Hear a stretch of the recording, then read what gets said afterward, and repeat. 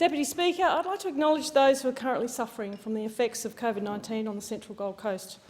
In the first week of this crisis, I established the Moncrieff Community Cabinet to work together with community leaders to ensure that trusted sources of information could be shared directly with our people in the heart of the Gold Coast. Seeing our community come together during this pandemic is indeed a silver lining. I was pleased that together with the Gold Coast Community Fund, we delivered funding for Haverfeed, the Lynn Richardson Community Centre and the Gold Coast Convention and Exhibition Centre to ensure they could provide meals to those who need extra support at this time. In Surfers Paradise, St John's Crisis Centre continues its wonderful work creating emergency meal packs, and I'm pleased that further funding was provided by the Morrison Government's Community Support Package. As the Prime Minister has said, we are fighting two battles, one on the health front and one with our economy. I'd like to thank those on the coast who are on the front line, our healthcare workers, supermarket workers and those in essential jobs such as construction and real estate who have kept us moving. Of course, a big thank you to you, all those Gold Coasters who have abided by social distancing rules. It's not easy, but it's because of the sacrifices that you have made that we can now look forward towards the recovery sooner than what we thought.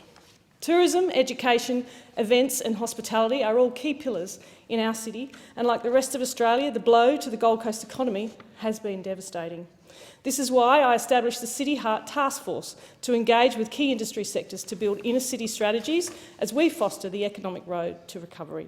It gives me the opportunity to hear updates directly from small business, tourism, hospitality, education and real estate to ensure I can continue the fight for the good people of Moncrieff here in this place. I've developed a business help finder and a resource hub on my website to assist local business with all the important questions they have about the many government support programs available. It's been inspiring to see so many small businesses adapt in these tough times, and I encourage businesses in Moncrieff to visit my website to find useful tools to help them reopen in the days ahead. I also launched the Love Your Local campaign on my social media channels, Deputy Speaker. It's critical in the months ahead that we shop local to save jobs and businesses. I commend the government's JobKeeper program. It's allowed the engine room of the Gold Coast to keep operating, albeit in a lower gear.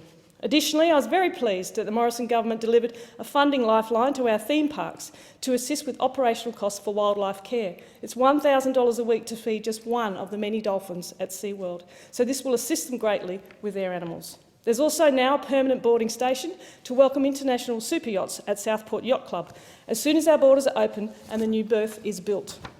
This is a huge vote of confidence in our city. I was pleased to be able to deliver these boosts for the tourism industry moving into the future, Mr Deputy Speaker. We still don't have a clear picture of what the post-COVID-19 Gold Coast will look like, but I'm here for one purpose, and that's to keep fighting for the people of the Central Gold Coast. There's still a long way to go before we recover from this crisis, but together we will get through it and we will rebuild the heart of our beautiful city.